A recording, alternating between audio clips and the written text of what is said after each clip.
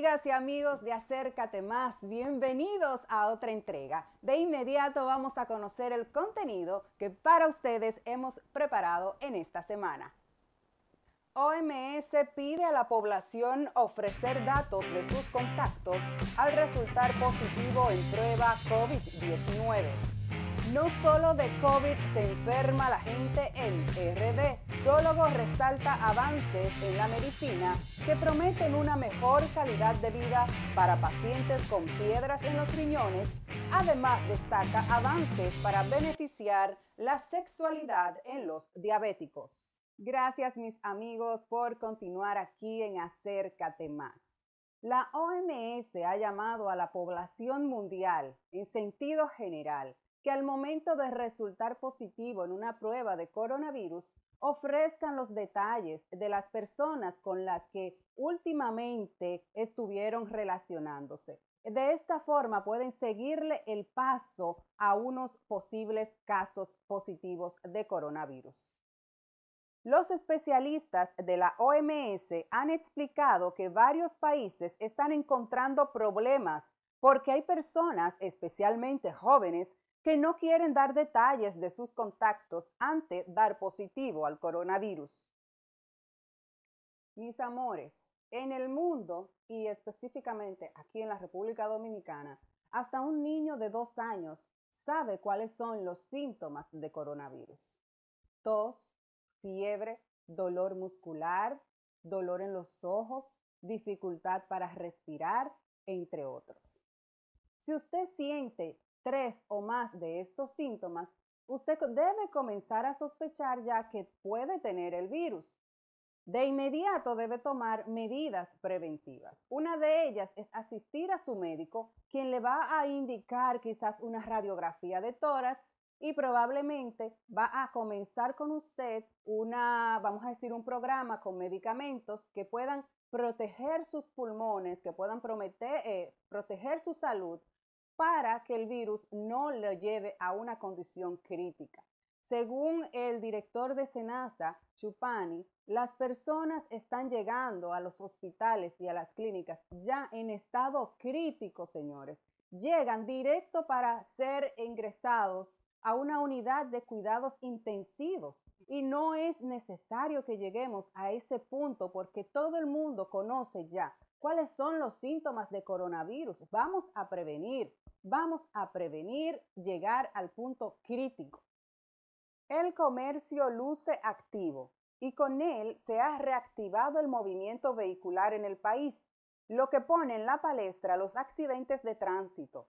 Así lo destaca Chanel Rosa Chupani, director ejecutivo del Sistema Nacional de Salud, quien resalta que tienen que guardar ventiladores para los accidentados y personas que se enfermen de otras patologías. Subrayó que no solo de COVID se enferma la gente. Por lo tanto, tú tienes que dejar ventiladores para que tuvo un accidente y tiene que ir a ventilación. Tú tienes que dejar ventiladores para que le da un infarto, le da un ACV. Es decir, lo que yo estoy dando son datos para COVID, pero el sistema también sigue funcionando para otras enfermedades y otras demandas que no solamente COVID. Nosotros lo que hemos hecho es del sistema aislar esas camas o instalar los ventiladores. Nosotros para atender COVID, nosotros teníamos, cuando comenzó, teníamos 163 ventiladores solamente para COVID. Ahora mismo tenemos 229 ventiladores. Así es, señores. Chanel Rosa Chupani también destacó que hay personas que poseen ya una enfermedad terminal, una enfermedad que de una forma u otra requiere del ingreso a una unidad de cuidados intensivos. Entonces, si nosotros como personas ya conscientes comenzamos a cuidarnos y a prevenir que el coronavirus nos lleve a un punto crítico, entonces vamos a requerir menos unidades de cuidados intensivos, vamos a requerir menos ventiladores. Vamos de una vez a adquirir conciencia y recuerde, si tiene 3 o más de los síntomas del coronavirus, ya usted debe asistir a un médico, a una clínica donde le puedan hacer por lo menos una radiografía de tórax. No sin antes recordarle que debe portar su mascarilla y aislarse para que, en dado caso de que usted tenga el virus, no tiene la culpa de que ha estado infectando personas. simplemente porque no consigo una prueba, no me han hecho la prueba. No, vamos a dejar de actuar con esa indiferencia. Si tienes 3 o más síntomas, comienza ya a adoptar las medidas, quedarte en casa, buscar asistencia médica y usar esa mascarilla todo el día.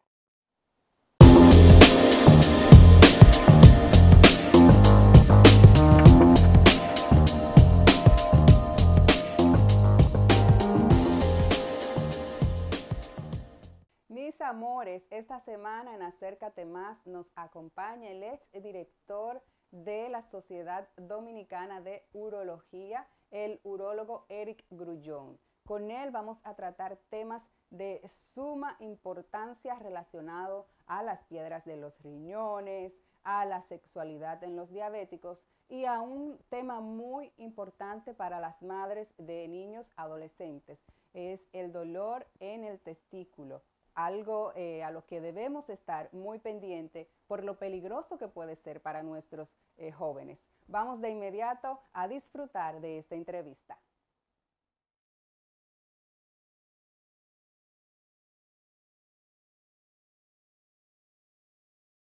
Doctor, bienvenido a Acércate Más. Feliz noche. Gracias, Ana. Gracias por la invitación. Un honor participar en tu programa en Acércate Más. Esta entrevista de la manera ya de la covidianidad que nos ha llevado a tenerla que hacer vía digital, vía Zoom. Pero bueno, ese es el nuevo día a día. Gracias por la invitación. Así es, doctor. Gracias a usted. Vamos a iniciar de inmediato. Usted sabe que hay como muchos tabúes en torno a eso de la urología, que si el urólogo es solamente para el hombre, que si la mujer no va a donde el urólogo. Ayúdenos ahí de una forma rápida a entender cuáles son los factores en los que interviene el urólogo, vamos a decir, en la salud. Claro. El urólogo es el especialista de las vías urinarias tanto del hombre como de la mujer. En el hombre lo que se agrega es los genitales, que en el caso de la mujer los genitales y sus partes íntimas la maneja el ginecólogo. Pero tanto las vías urinarias, llámese riñón, uréter, vejiga, y en el caso del hombre, bueno, el pene, los testículos y la próstata, entonces ahí esa es la parte que se diferencia entre uno y otro. Pero no es que el urólogo es el médico del hombre y el ginecólogo es el de la mujer, no. Nosotros, la mujer tiene muchísimas patologías y enfermedades que tiene que ser tratada definitivamente por nosotros. Pero en el hombre, como es el médico que más se acerca, pues es a nuestra consulta que acuden generalmente cuando tienen cualquier síntoma y uno entonces los refiere a otro especialista. ¿Y cuáles son esas sintomatologías o esos problemitas por los que tanto el hombre o la mujer acuden frecuentemente a la consulta con usted?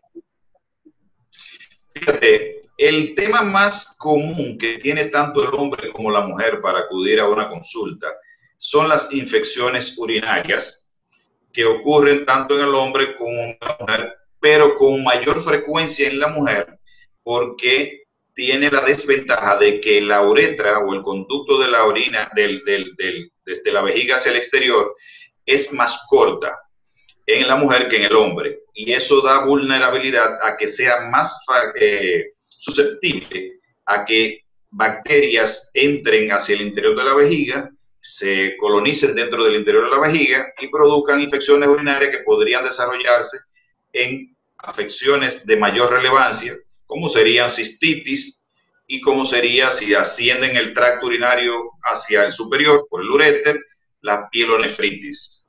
En el hombre también ocurren esas patologías con menos frecuencia, pero ocurren también y acuden a nuestra consulta. Lamentablemente, el dominicano es muy dado a la automedicación y a ir a cualquier farmacia y preguntarle al farmacéutico, mira, tengo mal. Un jugo, doctor, un jugo, un zumo, hacemos un zumo ahí. Entonces, se automedican cuando ya nos llegan, por lo general, llegan un poquito ya con resistencia a los antibióticos tradicionales. Entonces nosotros tenemos que ingeniarnos y utilizar entonces lo que sería la especialidad en CIFTE. Otra de las entonces llegan un poquito ya con resistencia. Las mujeres también y los hombres tienen en común y acuden a nuestra consulta, son las formaciones de cálculos renales, que son muy frecuentes en países como este, donde existe mucho el calor y la deshidratación, y son condicionantes estos para que los riñones desarrollen piedras o cálculos renales, y a quien le toca el manejo de esa patología es al urólogo. Mucha gente que es al nefrólogo, pero no. Una preguntita ahí en torno a eso de las piedras y los cálculos en los riñones. ¿Hay alguna predisposición para que eso suceda? O sea, ¿no le pasa a todo el mundo? La formación de los cálculos no es más que la aglutinación de minerales que produce nuestro organismo y que el riñón no está en la capacidad de diluirla en la medida que se producen y llegan a sedimentarse o a compactarse dentro del riñón. Hay factores metabólicos que producen que personas desarrollen más minerales que otras y que se aglutinen más esos minerales que en una persona otra, por ejemplo. Hay un factor que está el genético. Generalmente, si hay alguien, un familiar cerca, ya un padre, un hermano que produce cálculos o piedras renales, ese paciente tiene que estar muy pendiente a la consulta con el urólogo, porque es muy probable que llegue a desarrollarlo. También, como decía al principio, la deshidratación es uno de los factores principales en la formación de cálculos. En la mujer, por ejemplo, uno de los factores más predisponentes para la formación de cálculos son las infecciones recurrentes, y no forman los cálculos tradicionales de calcio, sino que los forman de otro componente denominado estrubita, por ejemplo, o de amonio. Entonces, también hay cálculos, por ejemplo, que tienen que ver mucho con la alimentación y que se producen ciertos minerales que no se excretan de la manera adecuada, como por ejemplo el ácido úrico. Entonces, ahí forman cálculos de ácido úrico. O sea que no hay un solo tipo de cálculo que se desarrolle. Para poder diagnosticar la causa, debemos saber cuál es su componente, y ese cálculo debemos tomarlo y mandarlo a un laboratorio especializado para que nos diga cuál es. Ahora, el cálculo más frecuente son los cálculos de calcio, tanto fosfatos como oxalatos, y esos se manejan tradicionalmente con medicamentos, con una buena hidratación y vigilancia cercana, tanto del hombre o la mujer que lo produzca. A otra cosa también, una persona que produzca un cálculo no significa que ya produjo uno y ya no va a poder volver a desarrollar otro. Ese también tiene que mantenerse cerca de la consulta, porque puede volver a desarrollar otro. Aunque le quiten esa piedra, puedes continuar produciendo. Tiene muchísimas probabilidades que más que una persona que nunca lo haya desarrollado, a desarrollar el cálculo. Wow. Hay otros factores ya mecánicos, que es cuando el sistema de excreción de la orina desde el riñón hacia la vejiga tiene alguna obstrucción o una alteración que no permite que la orina que se forma en el riñón salga en la medida que se produce en igual cantidad hacia la que se excreta hacia la vejiga, sino que se quede más tiempo en el riñón. Como se queda más tiempo en el riñón, da más chance a que esos minerales se vayan pegando uno a otro y desarrollen los cálculos. Entonces, ¿qué se hace? Se corrige la causa, sea una estrechez o un implante mal del uréter en el riñón, y se saca esa piedra, y es ya muy poco probable de que la vuelva a desarrollar.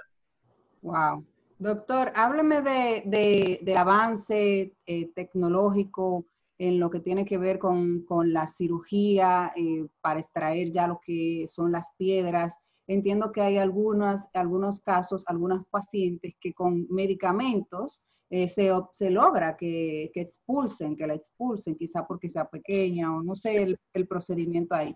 Pero ya cuando hay que ir a cirugía, ¿cómo están ustedes desarrollándose? ¿Qué tecnología de punta están usando?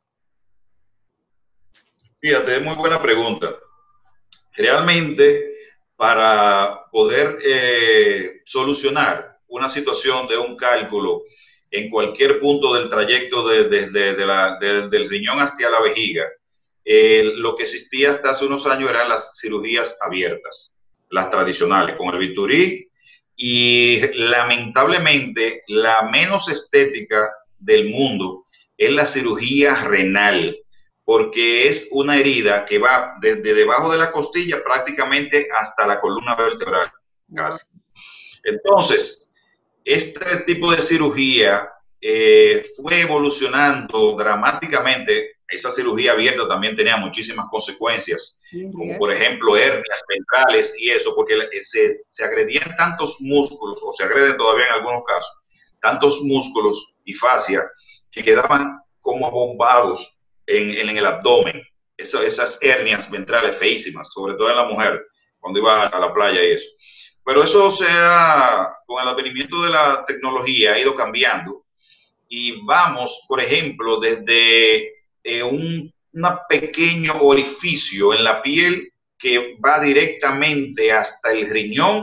El orificio es del calibre, vamos a llamar, de un lapicero, un poquito más gordo que un lapicero, y ese hoyo se lleva, esa herida se lleva hasta el riñón con unos equipos especiales, y directamente con asistencia de radio, pues vemos la localización exacta de la piedra dentro del riñón, abordamos el riñón y con energía tanto neumática, que sería como un perforante de toda la calle, un taladro de eso, pero pequeñito, podemos partir las piedras en pedacitos, un taladrito, y es por ese mismo orificio por donde llegamos a esa piedra, como ya se fragmentó en pequeños pedacitos, pues disponemos de unos elementos como pinzas o unas canastillas y vamos extrayendo esos fragmentos por donde mismo entramos. ¿Por qué?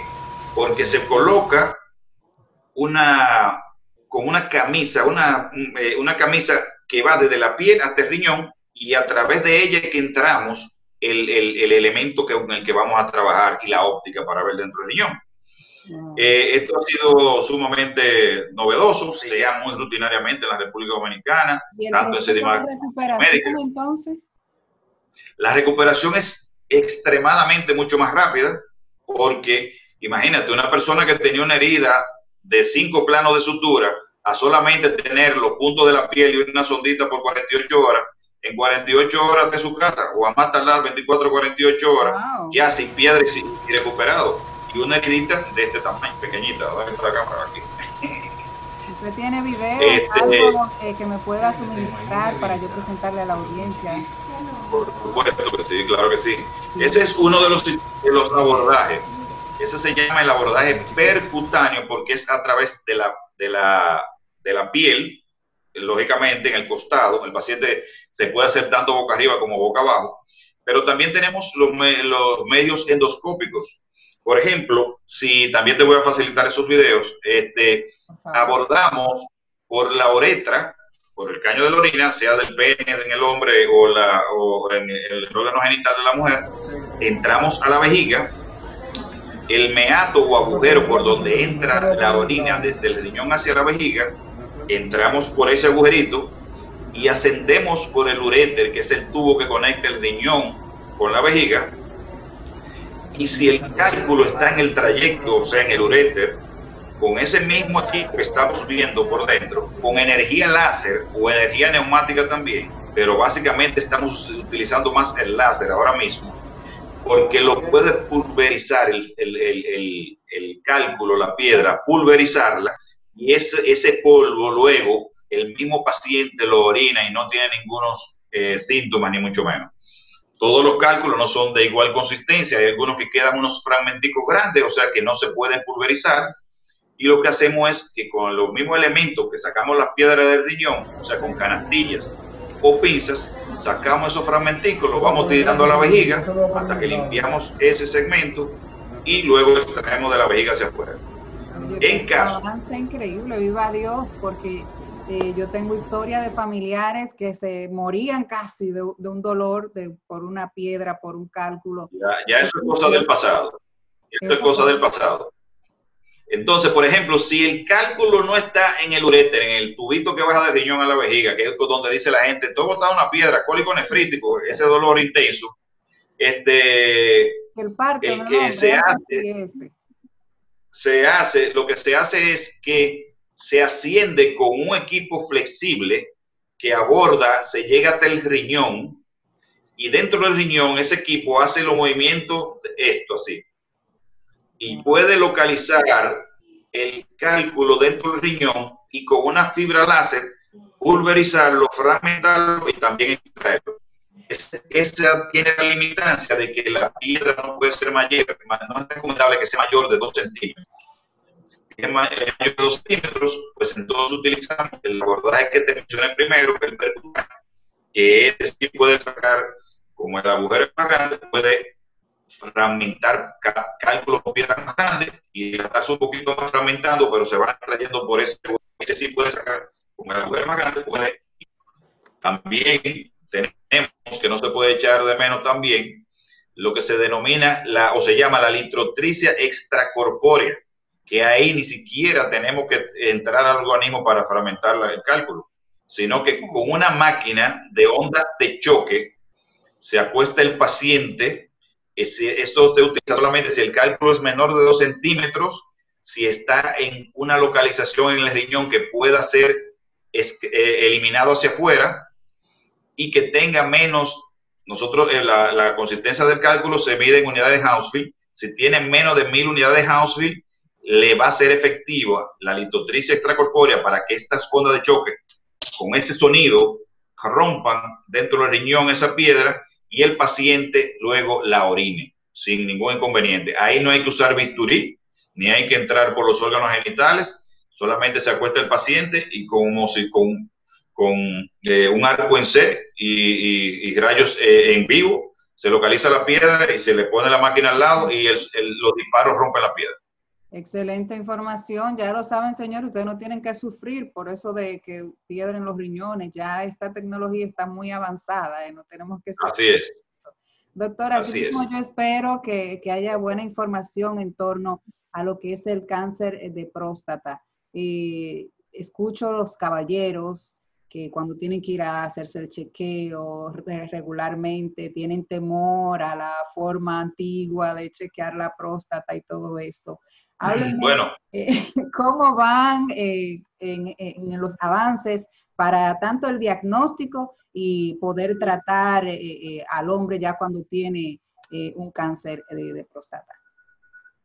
Fíjate, Ana, el cáncer de próstata es la enfermedad más frecuente en el hombre, luego solamente por el cáncer de la piel, y en mortalidad solamente es superada por el cáncer del pulmón. Es muy frecuente, demasiado frecuente. Yo diría que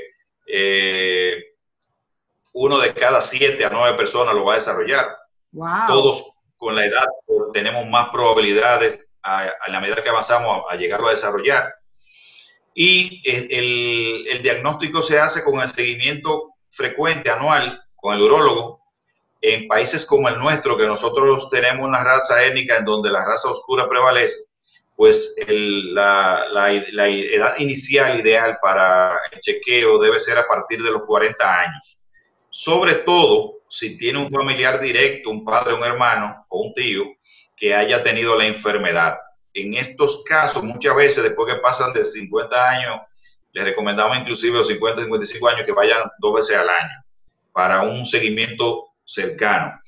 En cuanto al chequeo, que es el tacto rectal, no ha variado, porque es que esa información que nos brinda ese examen físico es fundamental para poder ya tener idea de la localización en caso de sentir que hay una alteración dentro de la próstata. En caso de que se tenga necesario hacer una biopsia, sabemos hacia dónde debemos enfocarnos más. Y también, pues no es lo mismo no sentir un nodulito que sentir una próstata completamente firme, entera. De hecho, yo tengo que se hace un análisis de sangre, pero como quiera, el más confiable es el de tacto. Sí, realmente lo que pasa es que es una combinación de ambos. Del antígeno prostático específico, que es una glicoproteína que solamente la produce la próstata, y cuando se altera, pues no hay otro órgano que se esté alterando que no sea la próstata. Entonces, y cuando vemos ese análisis PSA elevado, más un tacto sugestivo, pues inmediatamente pues procedemos a preparar al paciente para una biopsia prostática. En caso, por ejemplo, de que esté el PSA elevado y el tacto rectal no me sugiera que haya nada malo, más sin embargo el tacto rectal, el paciente manifiesta dolor, pues no necesariamente es un cáncer de próstata, sino que puede ser que la próstata esté inflamada por un proceso bacteriano infeccioso llamado prostatitis, que es muy común en la clase joven y adultos jóvenes tempranos también. O sea que no es necesariamente que un PSA elevado sea un cáncer. Por eso es que es prudente y necesario que se haga el tacto rectal también. He escuchado varios casos de pacientes, específicamente hombres, claro, que sufren diabetes y se quejan de que al tiempo de tener ya la diabetes diagnosticada, que quizás están usando insulina, comienzan a perder lo que es su capacidad de erección. Aquí, ¿qué se puede trabajar? ¿Cómo se ayuda a estos pacientes cuando ya comienzan a presentar esta problemática? Fíjate, la diabetes es una enfermedad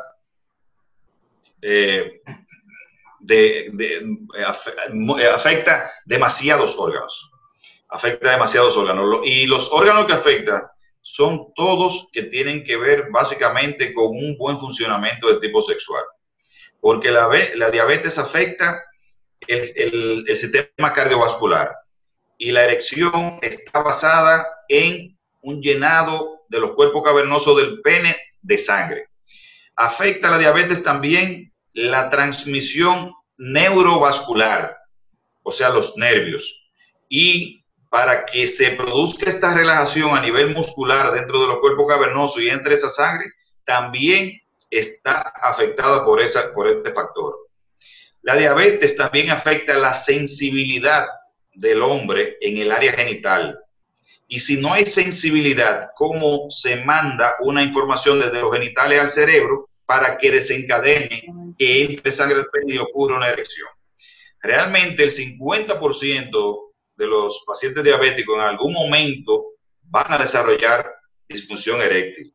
El 50%. Y este por ciento puede llegar hasta un 95% en los pacientes cuando llegan a la edad de 70 años, porque se va complicando cada vez más. Sí, es así.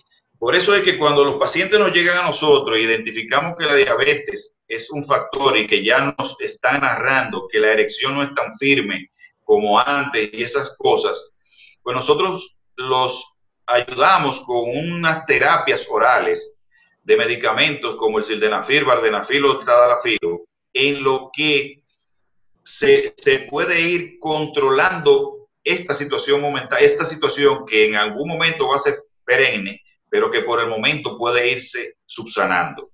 ¿Por qué? Porque estos medicamentos contribuyen a que esas arterias que llegan hacia el músculo del pene para que entre esa sangre y se logre la erección, pues se relajen y fluya la sangre más adecuadamente al interior del pene, y no que ocurra que por falta de irrigación de sangre oxigenada, ese tejido se torne fibroso y no logre más nunca una erección. Wow. De hecho, cuando uno interviene en el pene de un diabético, el sangrado no es el mismo de profuso que cuando uno hace una cirugía en un pene de una persona que no es diabético. Es mucho más profuso en el que no es diabético. Evidentemente, para todo hay solución, porque si los medicamentos no funcionan, pues tenemos unos trucos los urólogos. Vamos, dígale entonces, un truco ahí.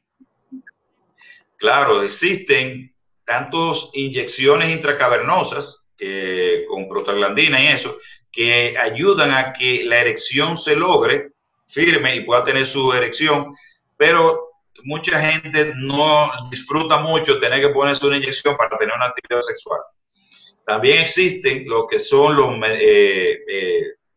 vacuum o dispositivos de vacío, en donde se logra como una bomba haciendo un vacío, que el pene se erecte, se pone un clamp en la base del pene para que no se devuelva esa sangre, puede tener su actividad sexual también.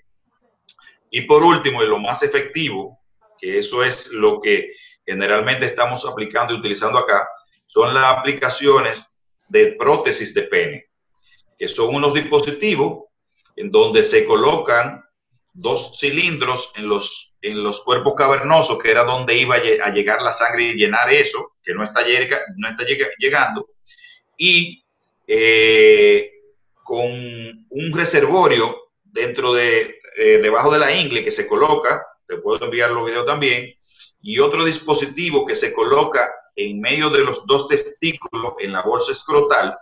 Apretando eso, se logra que el pene logre su erección prácticamente normal y el paciente puede sentir placer, hacer que la mujer disfrute su vida sexual tan natural o más que antes, porque la erección él la va a bajar cuando él considere ya, no cuando llegó a su clima el hombre.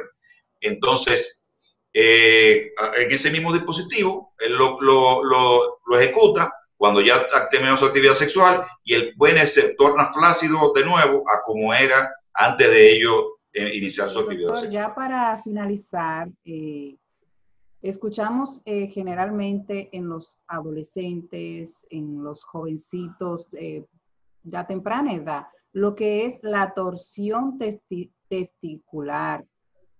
Y las madres, principalmente de varones, debemos estar muy alerta a esto. Es algo muy peligroso. ¿Cuándo debemos acudir con el niño al urólogo porque quizás pueda tener una torsión testicular?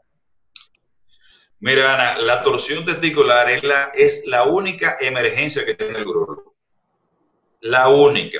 Después todo lo demás es urgencia, pero la torsión es una emergencia. Porque lo que ocurre es que el testículo en el jovencito, porque esto ocurre generalmente entre los 12, 13 años hasta los 18, 21 años. Muy difícil que ocurra ya más adelante de ahí. El testículo gira sobre su propio eje y los vasos que están, si el testículo gira, es como una manguera que uno le dé vuelta, pues se cierra, no pasa el flujo de agua cuando uno le da vuelta. Entonces, al girar sobre su propio eje, pues el testículo no tiene flujo sanguíneo. Entonces, ¿qué va a pasar con el testículo? No tiene oxígeno, no tiene flujo sanguíneo y se torna que si no se resuelve en las primeras horas, lo ideal es que sea en las primeras 4 horas, máximo 6 horas, para garantizar que al distorsionar el testículo haya flujo sanguíneo de nuevo al testículo. No se da cuenta inmediatamente porque el flujo pasa y el testículo de morado cambia a rosado inmediatamente, o sea, se ve que recobra su función normal, vamos a llamarlo así. Entonces, este procedimiento conlleva también de que debemos fijar, porque es un procedimiento quirúrgico, debemos fijar el testículo al escroto para que no vuelva a torsionarse de nuevo. Y aprovechamos y lo que hacemos, particularmente yo, es que también doy un punto del testículo contralateral, porque así como torció uno, puede torcer el otro. Sí, puede hacer el otro. Entonces, en tal caso de que se pase de las 6 horas, cada vez el testículo tiene menos probabilidad de viabilidad y quizás en vez de distorsionar el testículo, lo que haya que hacer es extraerlo, porque ya no, cuando se tornó inviable, ¿ves? Entonces, por esto que mi sugerencia es que a las madres, cuando sus hijos que estén en la etapa de la adolescencia, entre los 13 a los 21 años, manifiesten un dolor de importancia en el testículo, aunque desaparezca, lo lleven inmediatamente al urólogo, que con unas pruebas podemos verificar la irrigación adecuada del mismo y si no, pues estar pendiente. Y si el dolor queda fijo, no vacilen de que vamos mañana temprano, no. Porque si pasaron de 4 a 6 horas, el niño va a llegar con un solo testículo a su casa. Estamos en Santo Domingo los lunes y viernes en Sedimat, solo por citas, llamando al call center de Sedimat al 809-565-9989. Si es en la consulta especializada, en el VIP, pues la atención es las 10:34. Y los otros días, de martes a viernes, ya de 9 a 1, en Santiago estamos en la Clínica Unión Médica, en el consultorio 221, en la Torre B, a las órdenes. Bueno, muchísimas gracias. Localizar por el Instagram, @Eric Grullón. Y por Facebook también, doctor Eric Grullón y Eric Grullón también, con CK. @Eric Grullón, @doctor Eric Grullón. Arroba como a doctor Eric Grullón también en Facebook. Ok, ya escucharon ahí, cualquier consulta, anoten esa información para que no lo duden en contactar al doctor. Bien, mis amores, ya escucharon al especialista. Este tema con los adolescentes y el dolor en los testículos, ojo, va a ser un dolor intenso, como lo destacó el especialista, pero debemos estar muy pendientes porque hay un rango de tiempo en el que los médicos pueden salvar ese testículo del niño, del joven. Vamos a observar cualquier dolor anormal que se quejen nuestros adolescentes. Antes de irnos, yo quiero hablarles a ustedes de un vegetal maravilloso. Ante toda esta amenaza de virus, de pandemia, de enfermedades, la gente ha adquirido conciencia en torno a la importancia de consumir alimentos ricos en proteína, en nutrientes, en minerales. Hoy les voy a presentar uno que no va a faltar en su mesa. Es más, usted va a dar la orden de que ese esté todos los días en su mesa. Vamos a conocerlo. La coliflor aporta 25 calorías por cada 100 gramos. Gracias a la fibra, ofrece la sensación de saciedad que previene la obesidad. Está conformada por un 92% de agua. Contiene mucho fósforo, potasio y vitamina B6, por lo que ayuda a la reparación de las membranas celulares. Es excelente para el correcto funcionamiento del cerebro y del sistema nervioso. Posee la colina, que es preventiva junto con la vitamina C y el calcio, donde ayudan al hígado a expulsar la grasa y evitar que se acumule en el cuerpo. Y entonces, ya lo saben, el coliflor no debe faltar en su mesa, por lo menos en la mía. Va a estar por lo menos 3 veces a la semana. Muchas propiedades, súper interesante. Y en este momento necesitamos estar fuertes y saludables desde adentro. ¿Qué mejor manera de hacerlo que comiendo bien? De esta forma, señores, hemos llegado al final de la presente entrega de Acércate Más. No sin antes invitarles a que no sean tacaños, compartan este programa, llamen a sus amigos y díganle que lo vean, que se registren, porque la información es preparada con mucho amor y cariño para cada uno de ustedes. Agradezco de todo corazón su compañía. Nos vemos la próxima semana si Papá Dios así lo permite. Bye.